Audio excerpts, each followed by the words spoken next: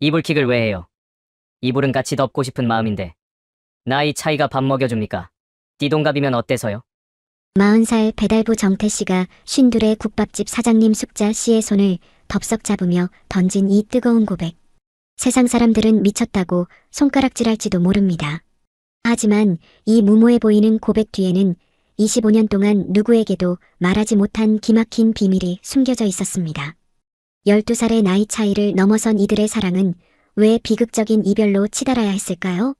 그리고 숙자씨의 아들 민수조차 몰랐던 세 사람의 운명을 송두리째 바꿔놓은 반전의 진실은 무엇일까요? 인생의 밑바닥에서 피어난 가장 뜨거운 사랑과 모두를 울린 충격적인 반전까지 오늘 그 가슴 저린 이야기를 지금 바로 시작합니다. 이야기에 앞서 저희 채널 구독과 알림 설정을 꾹 눌러주세요. 여러분의 따뜻한 관심이 누군가에게는 다시 일어설 힘이 됩니다. 사람 마음이라는 게 참 간사합니다. 죽을 것처럼 괴롭다가도 뜨끈한 국밥 한 그릇에 다시 살고 싶어지니 말이에요. 제 나이 40, 인생의 가장 빛나는 시절을 다 보냈다고 생각했을 때 저는 그 식당을 만났습니다. 제 이름은 황정태입니다. 불과 1년 전만 해도 저는 어엿한 가구점을 운영하던 사장이었어요. 결혼을 약속한 여자도 있었지요.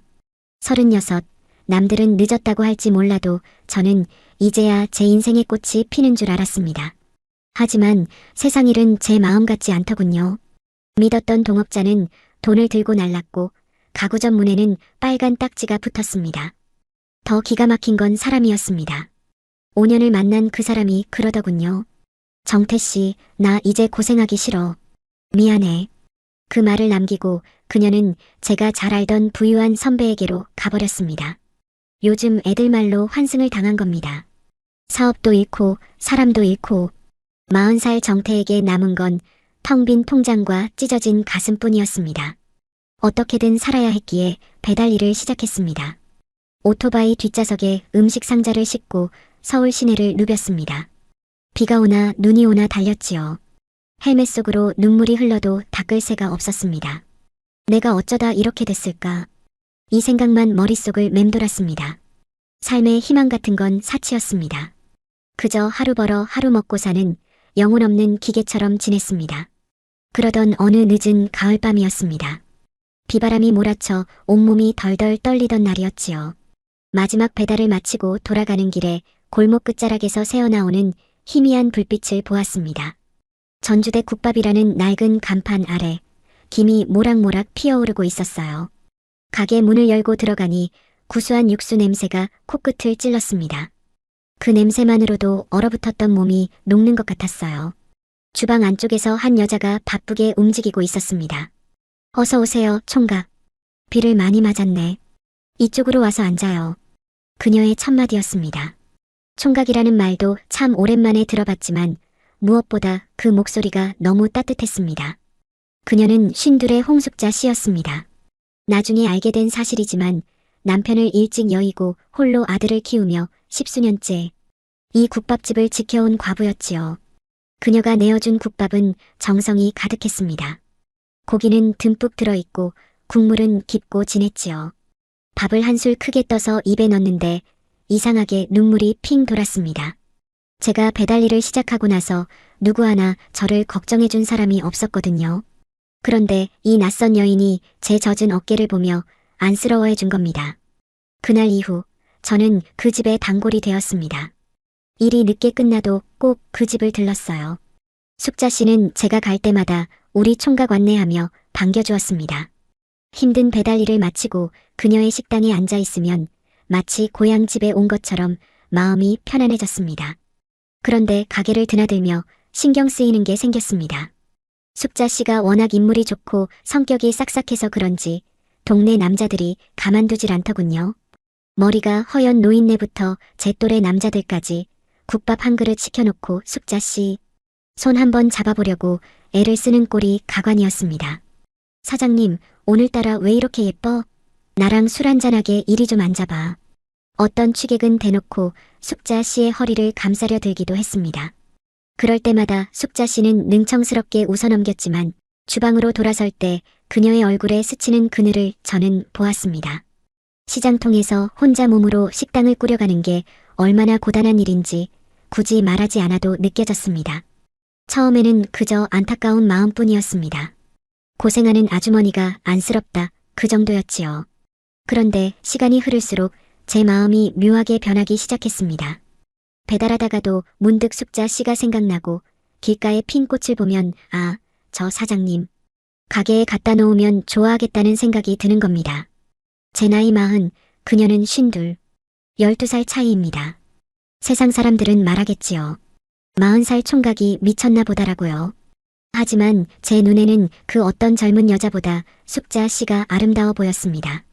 주방에서 땀을 흘리며 국자를 젓는 모습, 손님들에게 밝게 웃어주는 모습, 그리고 가끔 혼자 창밖을 보며 쓸쓸해하는 그 옆모습까지 말입니다.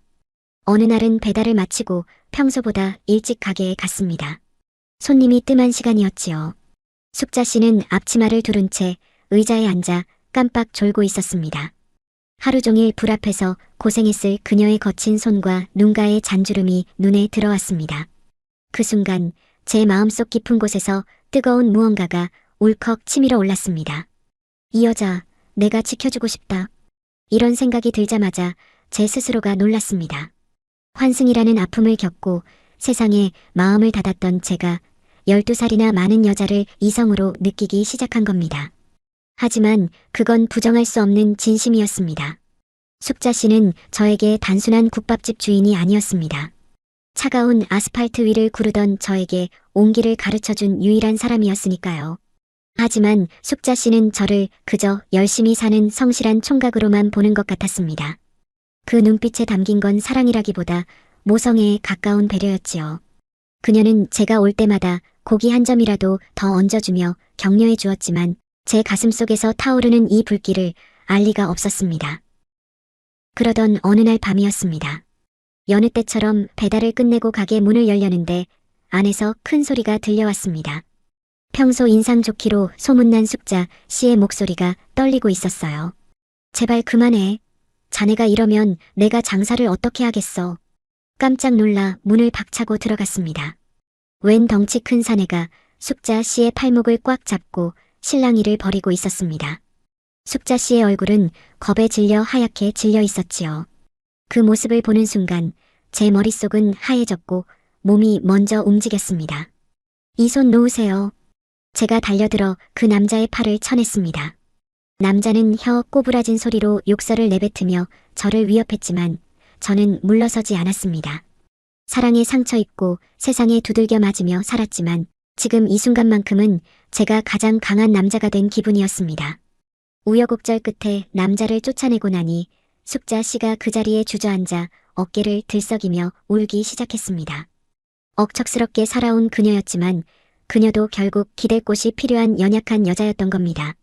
저는 떨리는 손으로 그녀의 어깨를 감싸 안았습니다. 사장님 괜찮아요. 제가 있잖아요. 그날 밤 텅 빈 식당 안에는 보글보글 끓는 국물 소리와 그녀의 나지막한 흐느낌뿐이었습니다. 숙자 씨는 제 어깨에 머리를 기댄 채 한참을 울었습니다. 제 심장은 터질 듯이 뛰고 있었지요. 12살의 나이 차이, 세상의 시선, 그 모든 것이 더는 중요하지 않았습니다. 숙자 씨가 고개를 들어 젖은 눈으로 저를 바라보았습니다. 그 눈동자 속에 비친 제 모습은 예전의 절망에 빠진 정태가 아니었습니다. 누군가를 지키고 싶어하는 진심을 가진 남자의 얼굴이었지요. 그녀의 손이 제 뺨을 살며시 스쳤습니다. 그 손끝에서 전해지는 따뜻함에 저는 깨달았습니다. 제 인생의 두 번째 막이 이 낡은 국밥집에서 시작되려 한다는 것을요. 밤 11시만 되면 그녀의 퇴근 시간에 맞춰 어김없이 발걸음은 그곳으로 향했지요. 사장님, 저 왔어요. 문을 열고 들어가면 숙자 씨는 정리를 하다가도 환하게 웃으며 저를 맞이했습니다. 마치 집 나간 아들이 돌아온 것처럼 반가워하는 그 표정에 하루 내내 길 위에서 겪었던 고단함이 눈 녹듯 사라지곤 했지요. 그녀는 제가 오면 약속이라도 한 듯 영업 종료 팻말을 안으로 들여놓고 문을 잠갔습니다. 오직 저만을 위한 심야 식당이 열리는 순간이었습니다. 우리 총각, 오늘도 고생 많았네. 비 맞은 데는 좀 어때? 감기 걸리면 큰일인데. 숙자 씨는 제 젖은 외투를 받아주며 늘 따뜻한 물수건을 건넸습니다. 그리고는 주방으로 들어가 뚝배기에 불을 올렸지요. 보글보글 끓어오르는 국밥 소리가 적막한 식당을 채우면 저는 구석진 자리에 앉아 소주 한 병을 땄습니다. 잔을 채우는 투명한 술줄기가 그날따라 유난히 맑아 보였습니다. 요즘 세상에 우리 총각처럼 성실한 사람 없어. 젊은 사람들이 다들 편한 일만 찾는데 밤낮 없이 오토바이 타고 달리는 거 보면 참 대견해. 내 아들도 밥만 닮았으면 좋으련만. 숙자 씨는 제 앞에 고기를 듬뿍 얹은 국밥을 내려놓으며 칭찬을 아끼지 않았습니다. 그녀의 눈에는 제가 그저 기특한 청년으로 보였을 겁니다. 하지만 저는 그녀의 따뜻한 시선이 닿을 때마다 가슴 한구석이 간지러웠습니다. 누군가에게 인정받고 보호받는다는 느낌, 그게 얼마나 그리웠는지 모릅니다. 그렇게 수개월이 흘렀습니다. 평소와 다름없이 퇴근길에 들른 식당이었는데 그날따라 숙자 씨의 기운이 평소와 달랐습니다. 늘 생글생글 웃던 얼굴에 수심이 가득했고 주방에서 들리는 칼질 소리도 유난히 무거웠지요. 저는 국밥을 한술 뜨다 말고 그녀의 안색을 살폈습니다. 사장님, 오늘 무슨 일 있으세요? 얼굴이 안 좋아 보여요. 제 물음에 숙자 씨는 길게 한숨을 내쉬더니 제 맞은편에 털썩 앉았습니다. 그녀는 대답 대신 소주잔을 하나 가져와 제 앞에 놓았습니다. 정태 총각, 나도 오늘 한 잔 마셔도 될까? 속이 너무 답답해서 그래. 저는 말없이 그녀의 잔등에 술을 채웠습니다. 숙자 씨는 단숨에 잔을 비우더니 붉어진 눈시울로 입을 뗐습니다. 하나뿐인 아들 이야기였습니다. 군대까지 다녀온 30살 아들이 일할 생각은 안 하고 매일 방 안에 틀어박혀 게임만 한다는 겁니다. 말을 걸면 소리를 지르고 용돈을 안 주면 물건을 집어 던진다는 말에 제 가슴이 덜컥 내려앉았습니다. 내가 뭘 잘못 키웠는지 모르겠어. 남편 일찍 보내고 그저 금지옥엽 키운 게 화근이었나 봐. 남들 앞에서는 꿋꿋한 척해도 집에 들어가면 그 넓은 거실에 나 혼자 덩그러니 있는 기분이. 정태 총각은 모를 거야. 세상 천지에 나 혼자만 남겨진 것 같은 그 기분을. 숙자 씨의 목소리가 떨리고 있었습니다. 사장님, 아니 숙자 씨. 아까 혼자 남겨진 기분이라고 하셨어요? 정태 씨. 내가 술 기운에 못할 소리를 했나 봐요. 40살 한창인 총각한테 50 넘은 아줌마가 주책 맞게. 주책이라니요. 저는요, 숙자 씨가 주방에서 김 속에서 땀 흘리는 뒷모습 볼 때마다 가슴이 저릿했어요. 그 뒷모습이 너무 고단해 보여서 가서 한 번만이라도 꽉 안아주고 싶다는 생각. 배달 오토바이 탈 때마다 수백 번도 더 했는걸요. 정태 씨, 그게 무슨. 나 같은 사람을 왜. 세상이 저한테 등 돌렸을 때 유일하게 저를 사람 대접해주며 웃어준 사람이 숙자 씨잖아요. 그나저나 오늘따라 술이 참 달다 그쵸? 숙자 씨 아니 누님 잠 비었는데 한 잔 더 받으시죠. 숙자 씨는 젖은 눈동자로 정태를 빤히 바라보았습니다. 평소의 억척스러운 모습은 간데없고 묘한 긴장감이 그녀의 얼굴에 스쳤지요. 정태 씨 술 취했어? 말하는 것도 평소와 다르고 눈빛은 도대체 왜 그래? 무슨 꿍꿍이가 있는 사람처럼. 묻긴요. 예쁨이 좀 과하게 묻으셨네. 아까부터 안주만 깨작거리길래 제가 다 먹으려다가 숙자 씨 얼굴 보느라 저도 젓가락질을 못하겠더라고요. 이게 진짜 술이 떡이 됐나? 야, 너 정신 차려. 우리 나이 차이가 몇 개인데 갑자기 숙자 씨래. 너 내일 아침에 이불킥하면서 나한테 사과 문자 보낼 거지? 숙자 씨 미안해요. 내가 어제 술이 과했어요. 이러면서 정태는 소주 한 잔을 단숨에 털어넣더니 숙자 씨의 손을 덥석 잡았습니다. 이불킥을 왜 해요? 이불은 같이 덮고 싶은 마음인데. 그리고 나이 차이가 밥 먹여줘요? 띠동갑이면 어때서? 누님이 아무리 철벽 쳐도 난 그 벽 넘어서 마당에 꽃이라도 심어주고 싶은 심정이라니까요. 숙자 씨는 깜짝 놀라 손을 빼려 했지만 정태의 단단한 소나기는 풀리지 않았습니다. 그녀의 가슴이 방망이질 치기 시작했습니다. 어머나, 느끼한 멘트. 나 쉰둘이에요. 혹시라도 나중에 나 늙었다고 구박이나 안 하면 다행이게요. 누님은 저무는 해가 얼마나 예쁜지 모르시나 봐요. 사람들 다 그거 보러 노을 맛집 찾아가고 난리잖아요. 제 눈엔 숙자 씨가 딱 그래요. 그냥 보고 있으면 마음이 편안하면서도 눈을 못 떼겠어. 숙자 씨의 눈시울이 붉어졌습니다. 살면서 이런 뜨거운 고백을 받아본 게 언제였던가 싶었지요. 정태 씨, 나 진심으로 무서워서 그래. 넌 아직 한창인데 나중에 후회하면 어떡해요. 나 상처받으면 회복도 안 되는 나이야. 후회는 안 할 때 하는 게 후회죠. 나 이제 동생 노릇 지겨워요. 귀여운 척하는 거 내 적성에도 안 맞고 그냥 숙자 씨 옆에 있는 남자로 살게 해주면 안 돼요? 나 오늘 진심이에요. 숙자 씨는 대답 대신 길게 한숨을 내쉬었습니다. 하지만 그녀의 눈빛은 이미 허락을 구하는 듯 촉촉하게 젖어 있었지요. 진짜 고집불통이다. 나 생각보다 성격도 까칠하고 귀찮은 여자일 텐데 감당할 자신 있어요? 감당하는 게 아니라 같이 살아가는 거라니까요. 그 고집 내가 다 받아줄 테니까 걱정 마요. 누님, 아니 숙자씨. 나 오늘 집에 안 갑니다. 숙자씨의 발그레한 뺨 위로 조명이 내려앉았습니다. 술기운 때문이었을까요? 아니면 오랫동안 억눌러온 연민 때문이었을까요? 저는 그녀의 젖은 눈동자를 피하지 않았습니다.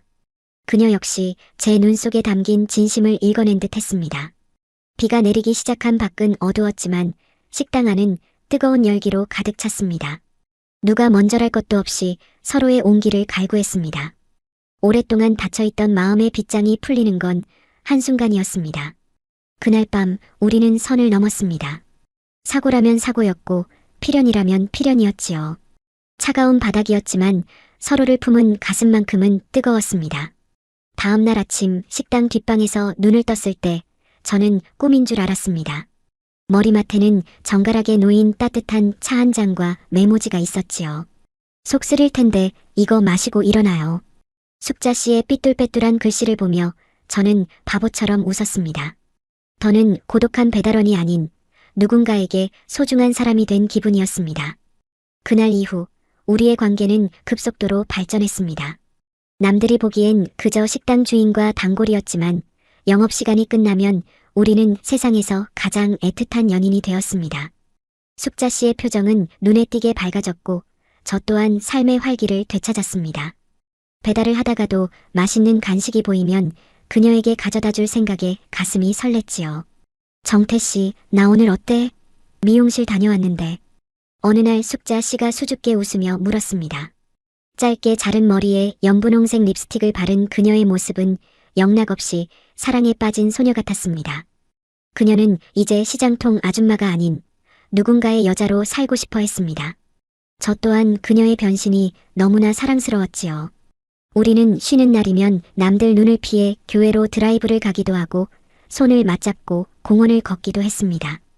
마흔과 쉰둘, 늦게 찾아온 불꽃 같은 사랑에 우리는 매일매일이 꿈만 같았습니다. 하지만 행복이 커질수록 불안함도 함께 자라났습니다. 가게에서 가끔 마주치는 그녀의 아들, 민수의 날카로운 눈빛이 마음에 걸렸거든요. 민수는 엄마의 변화를 눈치챈 듯 했습니다. 평소엔 거들떠보지도 않던 엄마의 화장대나 핸드폰을 뒤적이기 시작했지요. 그러던 어느 주말 오후였습니다. 숙자 씨가 저를 위해 가게 문을 닫고 특별한 요리를 준비하던 날이었지요. 우리가 다정하게 주방에 서서 웃음꽃을 피우던 그 순간 갑자기 식당 문이 거칠게 열렸습니다. 엄마, 지금 여기서 뭐 하는 거야? 검은 후드티를 눌러쓴 민수가 서 있었습니다. 그의 눈에는 배신감과 분노가 이글거리고 있었지요. 저와 숙자 씨는 얼어붙은 채 서로의 손을 놓지 못했습니다. 올 것이 왔다는 직감이 뇌리를 스쳤습니다. 민수는 식탁 위의 음식을 바닥으로 쓸어버리며 소리를 질렀습니다. 이 아저씨 뭐야? 우리 엄마 꼬셔서 뭐 어쩌려고. 엄마 미쳤어? 이 나이에 이런 총각이랑 뭐 하는 짓이냐고. 숙자 씨의 얼굴이 순식간에 창백해졌습니다. 사랑에 눈이 멀어 잠시 잊고 있었던 현실이 아들의 차가운 목소리가 되어 가슴을 찔러왔습니다. 민수의 폭언은 멈추지 않았고 그날 이후 우리 두 사람의 평화롭던 천국은 지옥으로 변하기 시작했습니다. 자식 농사 잘 지었다고 생각했는데 그 자식이 제 행복을 가로막는 가장 큰 벽이 될 줄은 꿈에도 몰랐습니다. 민수의 그 차가운 눈빛과 비수 같은 말들은 숙자 씨의 가슴에 지울 수 없는 흉터를 남겼지요. 그날 이후 전주대 국밥집의 공기는 완전히 달라졌습니다. 구수하던 육수 냄새 대신 서늘한 침묵만이 가게 안을 감돌았어요. 숙자 씨는 다시 예전의 그 억척스러운 아줌마로 돌아가려 애쓰는 듯 했습니다.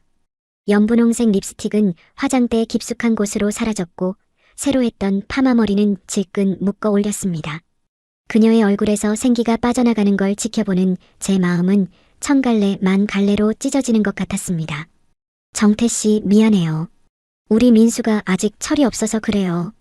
조금만 기다려주면 괜찮아질 거예요.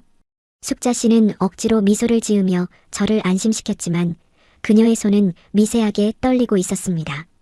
가게 영업이 끝나도 우리는 예전처럼 편하게 술 한잔 기울일 수 없었습니다. 2층 살림집에서 민수가 언제 내려올지 모른다는 불안감이 우리 사이를 가로막고 있었거든요. 민수는 아예 대놓고 저를 감시하기 시작했습니다. 제가 배달을 마치고 가게 근처에 나타나기만 해도 무서운 기세로 밖을 내다봤고 어떤 날은 가게 앞을 서성이는 저에게 다가와 조용히 의조렸습니다. 아저씨, 우리 엄마가 만만해 보여요? 40이나 먹어서 왜 10살도 더 많은 여자한테 꼬리쳐요? 돈 필요해요? 우리 엄마 평생 고생해서 번 돈 탐내지 말고 당장 꺼지라고요. 그 어린 친구의 눈동자에는 저에 대한 혐오가 가득했습니다. 제가 어떤 말을 해도 들으려 하지 않았지요. 저는 그저 죄인처럼 고개를 숙일 수밖에 없었습니다. 제가 그녀를 사랑하는 마음이 진심이라 한들 자식의 눈에는 그저 엄마의 노후 자금을 노리는 파렴치한 사기꾼으로 보일 뿐이었으니까요. 집안 싸움은 날이 갈수록 심해졌습니다. 2층에서 고성이 오가는 소리가 1층 주방까지 들려올 때면 숙자 씨는 국자를 쥐고 멍하니 서서 눈물만 뚝뚝 흘렸습니다. 민수는 그 아저씨랑 끝내지 않으면 나 확 죽어버릴 거야. 라며 극단적인 말까지 서슴지 않았습니다. 자식 이기는 부모 없다더니 숙자 씨의 고집도 서서히 꺾여갔습니다. 그녀는 밤마다 저에게 문자를 보냈습니다. 미안해요. 오늘도 울다 잠들어요. 우리가 정말 잘하는 짓일까요? 짧은 문장마다 배어있는 그녀의 고통이 제 핸드폰 화면을 타고 전해졌습니다. 그로부터 보름쯤 지났을까요? 어느 비 내리는 오후였습니다. 가게 문을 열고 들어가니 숙자 씨가 텅 빈 식당 의자에 앉아 넋을 놓고 있었습니다. 민수의 방문은 굳게 닫혀 있었고 집안은 적막강산이었습니다. 정태 씨, 민수가 짐을 싸서 나갔어요. 그녀의 목소리는 힘이 하나도 없었습니다. 민수가 결국 외할머니 댁으로 가버린 겁니다. 다시는 엄마 얼굴 안 보겠다는 모진 말을 남기고서요. 숙자 씨는 자식을 버리고 남자를 택했다는 자책감에 몸부림치고 있었습니다. 그녀에게 민수는 목숨보다 귀한 아들이었습니다. 남편도 없이 홀로 키워낸 그녀의 인생 그 자체였지요. 그런 아들이 자신을 부정하고 떠났으니 그녀의 하늘이 무너진 것이나 다름없었습니다. 내가 죄인이에요. 이 나이에 무슨 부귀영화를 누리겠다고 사랑 타령을 했는지. 정태 씨, 나 좀 봐요. 내가 정말 미친 여자 같죠? 그녀는 제 가슴 등을 치며 통곡했습니다. 저는 그녀를 안아줄 수도 위로할 수도 없었습니다. 제 존재가 그녀에게 이토록 큰 불행을 가져다 주었다는 사실이 저를 괴롭혔습니다. 우리가 사랑한 게 죄인가요? 40살 총각과 52살 과부가 서로의 외로움을 달래준 게 그렇게 죽을 죄인가요? 그날 밤 숙자 씨는 술에 취해 정신을 못 차렸습니다. 평소엔 술 한 모금도 조심스러워하던 사람이 소주 2병을 단숨에 비워냈지요. 그녀는 울다 웃다 하며 옛 이야기를 꺼냈습니다. 민수를 처음 품에 안았을 때의 감격, 젖먹이 아들을 업고 시장 바닥에서 국밥을 팔던 고생담.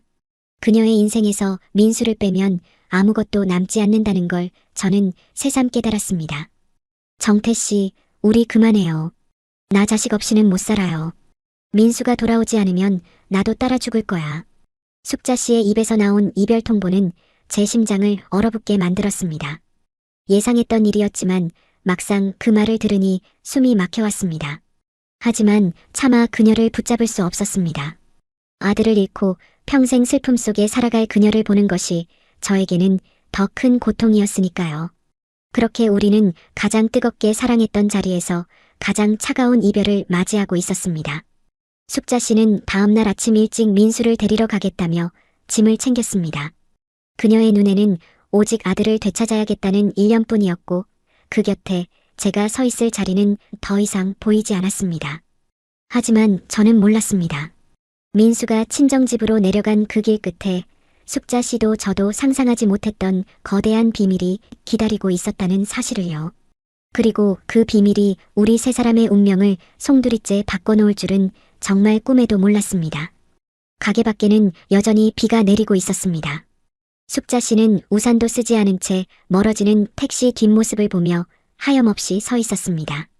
그녀의 뒷모습이 그날따라 유난히 작고 외로워 보였습니다.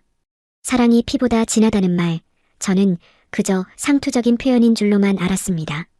하지만 사람이 사람을 품어 기른다는 것이 얼마나 숭고한 일인지, 그리고 그 숭고함이 때로는 한 사람의 인생을 얼마나 무겁게 짓누르는지 저는 그날 비로소 깨달았습니다.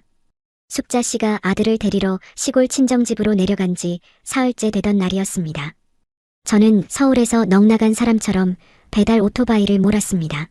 신호등 앞에 멈춰서면 그녀의 울먹이던 목소리가 귓가에 쟁쟁했고 국밥집 앞을 지나갈 때면 굳게 닫힌 셔터가 제 가슴을 짓누르는 것 같았지요. 이제 정말 끝인가 보다 생각하며 소주잔으로 속을 달래던 그때 숙자 씨에게서 연락이 왔습니다. 정태 씨, 지금 좀 와줄 수 있어요? 우리 엄마 집으로요. 목소리가 젖어 있었습니다. 저는 앞뒤 재지 않고 밤길을 달려 충청도 어느 산골 마을로 향했습니다. 도착하니 낡은 기와집 마당에는 장마철처럼 비가 쏟아지고 있었고 방 안에서는 낮은 흐느낌 소리가 새어 나오고 있었지요. 문을 열고 들어가니 숙자 씨와 민수 그리고 백발이 성성한 할머니 한 분이 마주 앉아 있었습니다. 분위기는 서늘했습니다. 민수는 여전히 고개를 돌린 채 씩씩거리고 있었고 숙자 씨는 죄인처럼 바닥만 보고 있었지요. 그때였습니다. 미동도 없이 앉아 계시던 할머니가 마른 침을 삼키며 입을 떼셨습니다. 민수야, 내 엄마 그만 괴롭혀라. 내 엄마가 너한테 무슨 죄를 지었다고 이러느냐? 민수는 대들듯 소리를 높였습니다. 할머니, 엄마가 저 나이에 총각이랑 바람이 났다니까요? 내가 창피해서 살 수가 없어서 그래요. 그 순간 할머니의 지팡이가 방바닥을 쾅 쳤습니다. 노인의 눈에 서슬 퍼런 눈물이 고였습니다. 바람, 창피해? 이 천하의 불효자놈아. 내가 감히 그 입으로 할 소리냐? 숙자야, 이제 그만해라. 나 더는 못 보겠다. 내가 저놈 위해서 내 청춘 다 바치고 이름도 없이 민수 엄마로만 산 세월이 아까워서 내가 눈을 못 감겠다. 숙자 씨가 할머니의 옷소매를 붙잡으며 말렸습니다. 엄마, 제발. 그러지 마. 민수 상처받아. 하지만 할머니는 단호했습니다. 할머니는 민수의 눈을 똑바로 쳐다보며 청천벽력 같은 말을 내뱉으셨습니다. 민수야, 똑똑히 들어라. 여기 앉아있는 숙자는 내 친엄마가 아니다. 내 이모다, 이모. 방 안은 순식간에 찬물을 끼얹은 듯 조용해졌습니다.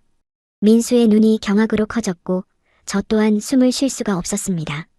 숙자 씨는 그저 얼굴을 가린 채 어깨를 들썩이며 오열하기 시작했습니다. 사연은 25년 전으로 거슬러 올라갔습니다. 숙자 씨에게는 꼭 같던 언니가 하나 있었다고 합니다. 그 언니가 25 나이에 몹쓸 사랑에 빠져 아이를 가졌고 남자는 도망가 버렸지요. 그 시대에 아비 없는 자식을 낳아 키운다는 건 집안 망신이라며 다들 손가락질했습니다. 그때 27 처녀였던 숙자 씨가 나섰습니다. 언니 인생 망치게 둘 수 없어요. 내가 키울게요. 내 자식으로 호적 올리고 내가 키울게요. 언니의 앞날을 위해 그리고 갓 태어난 핏덩이가 불쌍해서 숙자 씨는 제 인생을 기꺼이 내던졌습니다. 꽃다운 27 처녀가 하루아침에 애 엄마가 되어 시장 바닥으로 나선 겁니다. 선자리도 다 마다하고 누가 말을 걸어올까 무서워 얼굴에 검댕을 묻히며 국밥을 말았습니다. 그게 민수였습니다. 숙자 씨가 제 청춘을 다 녹여서 키워낸 아들이 실은 언니의 아들이었던 겁니다. 할머니는 눈물을 훔치며 숙자 씨의 손을 잡으셨습니다. 숙자야, 너 고생할 만큼 했다. 언니 대신해서 이만큼 키워줬으면 내 할 도리 다 한 거야. 저놈도 이제 알 건 알아야지. 민수야, 내 친엄마는 너 낳고 얼마 안 가서 시름시름 앓다 세상 떠났다. 내 엄마, 아니 내 이모가 그 모진 세월을 어떻게 버텼는지 알아? 너 대학 보내고 군대 보내고 그러느라 자기 몸 부서지는 줄도 모르고 살았어. 민수는 멍하니 숙자 씨를 바라봤습니다. 엄마라고 불렀던 여자가 사실은 자신의 인생을 위해 제 생애를 통째로 바친 이모였다는 사실 앞에 민수의 오만함은 눈 녹듯 사라졌습니다. 민수는 떨리는 손으로 숙자 씨의 젖은 손을 잡았습니다. 엄마, 아니 이모, 정말이야? 정말 나 때문에 그렇게 산 거야? 숙자 씨는 대답 대신 민수를 품에 꼭 안았습니다. 피 한 방울 섞이지 않았지만 아니 피보다 더 진한 사랑으로 키운 아들이었습니다. 그녀에게 민수는 언니의 유품이자 자신의 젊음 그 자체였으니까요. 할머니는 창밖에 저를 가리키며 말씀하셨습니다. 숙자야, 저기 정태 씨 봐라. 비 맞고 서 있는 저 사람 참 진국이더라. 내가 민수 위에서 산 세월이 25년이다. 이제 남은 인생은 민수 엄마 말고 이 숙자로 좀 살아라. 내가 죽기 전에 내가 행복해지는 꼴 좀 봐야겠다. 민수 너도 이제 내 인생 살고 내 엄마 행복하게 놔줘라. 그게 내가 평생 갚아도 못 갚을 은혜에 보답하는 길이다. 그날 밤 시골집의 비는 그쳤습니다. 씻은 듯 맑아진 밤하늘에는 별이 쏟아질 듯 내려앉았지요. 민수는 밤새 숙자 씨 곁에서 울며 용서를 빌었습니다. 그리고 저에게 다가와 처음으로 고개를 숙였습니다. 아저씨, 죄송했습니다. 우리 엄마, 아니 우리 이모. 정말 고생 많이 하신 분이에요. 아저씨가 우리 엄마 웃게 해주세요. 제가 못 드린 행복, 아저씨가 채워주세요. 그 말을 듣는 순간 제 가슴속의 웅어리가 탁 풀리는 기분이었습니다. 숙자 씨는 민수의 손을 잡고 제 곁으로 다가왔습니다. 달빛 아래 선 그녀의 얼굴이 그 어느 때보다 평온해 보였습니다. 25년 동안 짊어지고 왔던 무거운 짐을 드디어 내려놓은 사람의 얼굴이었지요. 우리는 그렇게 서로의 상처를 확인하고 그 상처가 아물자리에 새로운 희망을 심었습니다. 세상 사람들은 여전히 손가락질할지도 모릅니다. 40살 총각과 52살 아줌마의 사랑이 뭐 그리 대단하냐고요. 하지만 우리는 압니다. 이 사랑이 단순히 남녀 간의 감정을 넘어 서로의 부서진 인생을 보듬어 안는 구원이라는 것을요. 25년이라는 긴 세월 동안 가슴속을 짓누르던 무거운 돌덩이가 마침내 내려앉았습니다. 비밀이 밝혀진 그날 밤 충청도 산골 마을의 공기는 서늘했지만 우리 세 사람의 마음은 생전 처음 느껴보는 온기로 가득 찼습니다. 지독했던 오해와 원망의 비구름이 걷히고 나니 그 자리엔 오직 서로를 향한 미안함과 고마움만이 투명하게 남았습니다. 서울로 돌아오는 차 안에서 민수는 한참을 창밖만 바라보았습니다.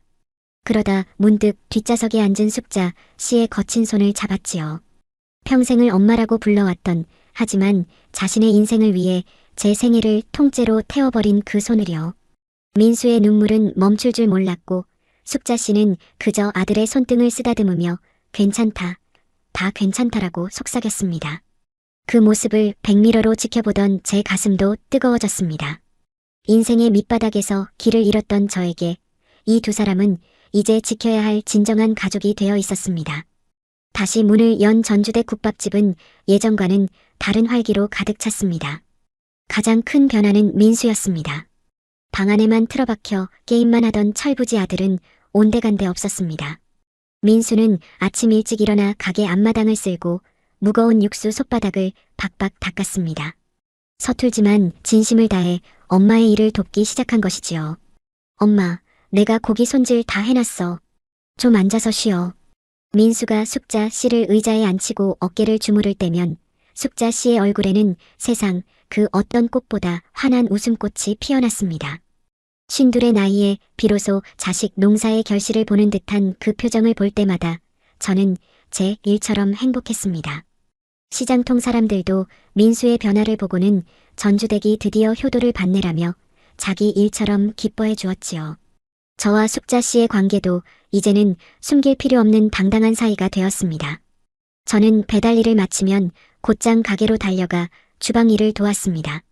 40살 총각과 52살 아줌마가 나란히 서서 설거지를 하고 국밥을 나르는 모습은 이제 시장 사람들에게도 익숙하고 훈훈한 풍경이 되었습니다. 숙자 씨는 다시 분을 바르고 입술에 생기를 더했습니다. 그녀가 예쁜 옷을 입고 가게에 나올 때면 민수는 장난스럽게 엄지손가락을 치켜 세웠습니다. 우리 엄마 오늘 연애하러 가시나 보네. 정태 아저씨 눈 돌아가겠어요.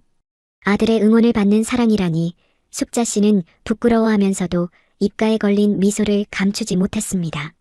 민수는 저를 아저씨라고 부르면서도 가끔은 형처럼 혹은 아버지처럼 저에게 기대기도 했습니다. 피 한 방울 섞이지 않은 우리 세 사람이 피보다 진한 신뢰와 애정으로 묶인 진짜 가족이 되어가는 과정은 매일매일이 기적이었습니다.